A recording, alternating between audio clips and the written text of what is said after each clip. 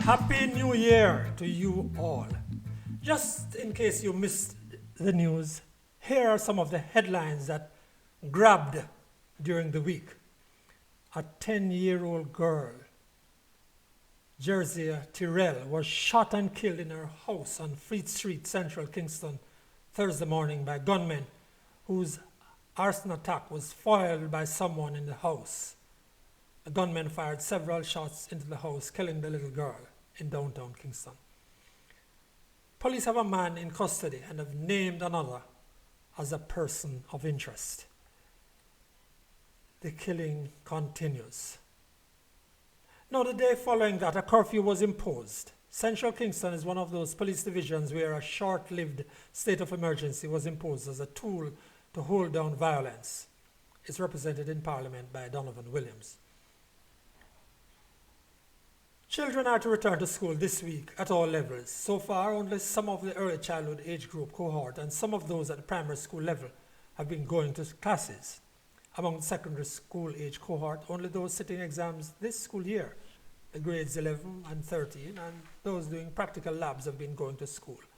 So most of the nation's children who ended face-to-face classes in March 2020 are still not back at school, not back in face-to-face, but they have had various modalities of learning.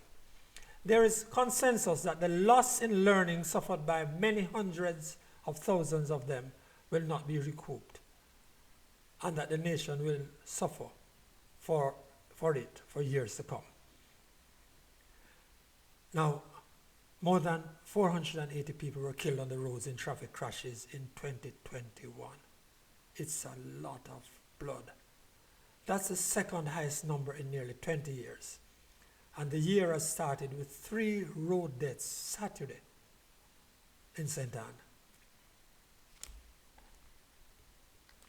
Now to the papers.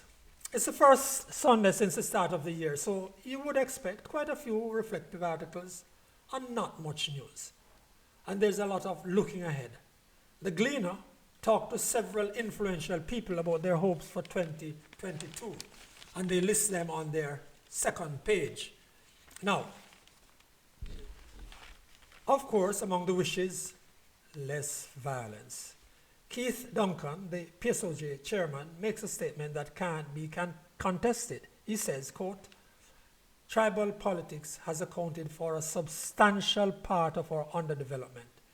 The immediate priority areas that we must seek national and bipartisan consensus on are social, community, and education transformation, which should drive sustainable crime reduction," end quote. Professor Trevor Monroe, who is also quoted, wants less violence and an improvement in how we treat each other. And Patsy Edwards Henry, head of the Nurses Association, speaking about wanting the compensation package for nurses to be dealt with, and she wants to see the back of the pandemic as suddenly as it appeared. In the same Sunday Gleaner, Erica Virtue writes an interesting piece on the highs and lows of politics. In the Sunday Observer, Horace Helps returns to the issue of the governance process and the cabinet that is to be shuffled, or so reported. And he asks, what has Orbin Hill, the banker, remember him? What has he been doing around the cabinet? Then the Observer editorial takes on some exchanges between Minister without Portfolio and Security, Matthew Samuda, and PNP caretaker for Central Kingston, Imani Duncan. Now, these two had it out during the week on social media, and the matter was really about the main causes for crime in Central Kingston. The Observer editorial writer despairs that if this is the level of debate we should expect this year, then God help us. Quote, "If these two people represent the future of politics in Jamaica, then we indeed are in dire need of divine intervention," end quote. The Observer might have been more thoughtful than that. This is the headline for their editorial. What we can expect from young politicians on crime this year. And one expected more than that. Now, we come to Frankly Speaking, the portion of this podcast that's about my commentary. On Wednesday, December 29, I went into a Jamaica National Bank in Ocho Rios at 1:30 p.m. and left at just after 4, following its closure at 2:30. Okay, don't say I should have used the ABM. This was a transaction that required my attendance inside the bank at a teller. I waited outside for 20 minutes under a tent, as other customers did, before being allowed into the bank hall. And I was not alone. There were more than a dozen people there seated. And shortly after I entered, several of them kept saying that they had been there for upward of an hour. Mine was not any major transaction, believe me. It was to go to a teller, have her take a check, and give me a receipt and a few forms. I was inside for 2.5 hours, just about, during which time several female customers carried on and complained. No one, no supervisor, sought to move the line along. There were 6 counter spaces for cashiers or tellers. 3 were occupied the entire time I was inside. But here's what knocks me over. In relating my experience to all kinds of different people, there was no alarm. They suggested this was common assault at the various banks. A friend of mine even suggested I was lucky the wait outside the bank itself was not 2 hours, as she endured among a crowd at the Scotiabank branch in Spanish Town a few days earlier. Across the country, in every major town, you can identify banks by lines out on the sidewalk that sometimes include queues for the ABMs. That tells you something.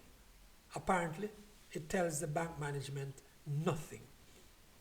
The banks in Jamaica are notorious for poor service, particularly for the amount of time people have to spend there. Let's not even bother to explain that a local check handed across the counter from one bank to another takes up to 3 days to clear. From a foreign exchange account, it could be 10 days. True, online or digital transfer is instant, but not everybody is there yet. And not everybody gets transactions that can be so seamless. But just talk about getting in and out of a bank. The hours are for the most part inconvenient anyway. Banks close at 2:30 most weekdays before you get off work to be able to do business. And most are not open on any weekend day, as happens in so many countries around the world, including the UK, with which we are so familiar. There, the larger banks go until 3 on a Saturday. When you have 12 people sit in a bank for 2 hours apiece, that must continue to help to drag the country down. At even the minimum wage rate, that turns into thousands of dollars at one bank. Times the number of branches where that is happening, times the number of 5-day work weeks in a year. Jamaica's banks have scarcely advanced from what they were 50 years ago. Their business processes are stuck further back when Neanderthals ruled the world. And their leadership hasn't bothered to ask why some of these transactions take so long to tie people up in queues. Don't bother to say the ABMs will make the difference. Frankly speaking, they won't. Twice in the last month, I've gone to the NCB branch in Brownstown, St. Ann, where, by the way, there is no teller. None, not one. The nearest NCB teller is in St. Ann's Bay, 20 miles away, since Brownstown gave up on tellers. But the 4 machines were down twice when I went there. Once the security guard explained that the internet comes and goes, so the machine would be up shortly, and it was up shortly. People will tell you how often the machines are down at banks all over the country, as if this were technology with which NASA should be familiar. Neolithic arrangements, including in the banks, contribute to Jamaica's failure to increase its productivity from the state it was in 1975. Did you know that Jamaica's productivity has not increased from the level it was in the middle 1970s? But that's for another time. Now, the Jamaican nation. So in my first podcast last week, I spoke about some of the old toys or games for children at Christmas years ago. I was immediately corrected about my reference to the viewfinder. That thing placed to the eyes with those frames of colored pictures was the Viewmaster, not viewfinder. Thanks to a young listener. Then there were, of course, jacks, a straightforward game played with a small bouncing ball and requiring hand-eye coordination and dexterity to pick up an increasing number of the little plastic jacks objects. Then there was hopscotch, not requiring much, but a spot on the ground or sidewalk where boxes were marked with a player or players needing to coordinate jumping around, sometimes on one leg. Now the skipping rope was and is gender neutral, but we boys like to be at the end, to spin and see the girls jump, their skirts flying and revealing with their accent. The rope could be twirled or spun over to pepper or hot speed, forcing the person in the ring or skipping to move with great agility and speed. Now the gig or top was a common toy for boys. Though the gig was imported too, many boys made them from lignum vitae or other really hard wood into which a nail was driven as the point on which it would spin. Again, this requires some skill. The nail was the point of contact on the ground for the gig to spin on, or for the gig to rip into someone else's and split it open or otherwise disable it. More on Jamaican toys long ago, next time. But you can tell us some of your favorites. Please do. No, that won't show your age. It will just show the depth of your research. Now for crosstalk, in which a colleague and I take different sides of an issue. You decide which you like, or whether you'd give both sides a thumbs down or up. We welcome your feedback.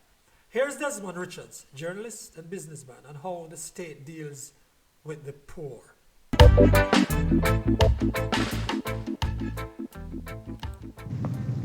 Why can't we have a government that provides a safe, secure, and healthy environment for its citizens to pursue activities in their own interest? No. The power-seeking political classes, collaborating with their powerful economic friends, prefer to boost up the welfare system, which has been manipulated and labeled as social programs to help the poor. In fact, most of these social programs have been skillfully packaged to serve and sustain the big daddy image of the political classes. Burying our dead, paying school fees, paying medical expenses, handing out sheets of zinc and plyboards, and farm work cards are among a raft of political handouts packaged as social welfare programs for the poor and powerless. In fact, they are nothing but bribes for votes in order to keep the political classes in power, giving them control over public resources, which are then allocated among their economic masters. Free up the system and allow the people access to resources, and they will create their own wealth, send their children to school, build their own houses, make decisions that are in their own interest. We want a state that is less pervasive, less coercive, and one which provides adequate security, public health services, educational facilities, less bureaucracy, and the citizens will do the rest. So that's Desmond Richards. Now, here's my take. There are some, usually middle class people who have gone to school for a long time and who understand the system. And they even begrudgingly given to people at the bottom. They don't want to hear politicians helping people with their funeral arrangements or providing book vouchers for children to return to school.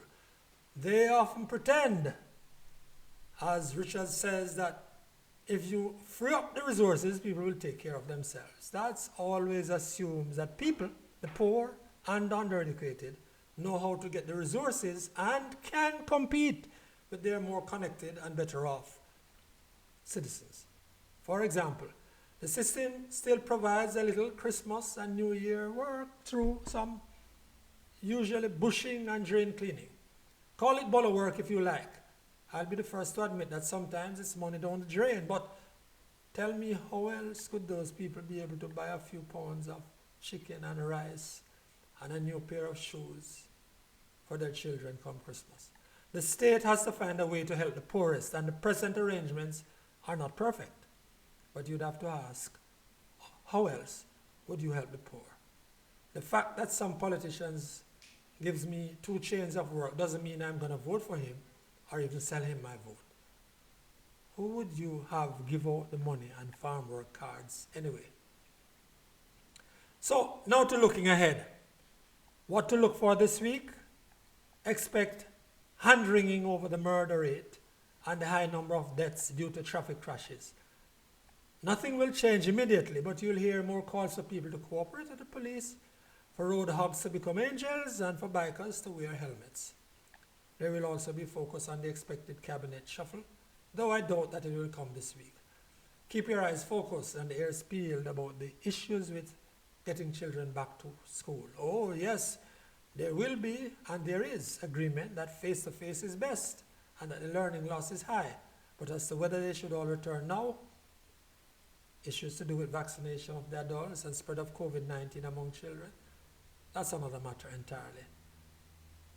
Thank you for sharing your time with me this week. For now, we hope to do this podcast once a week. Just let me know what you think, and please like, share, and subscribe. Until then, I'm Franklin McKnight.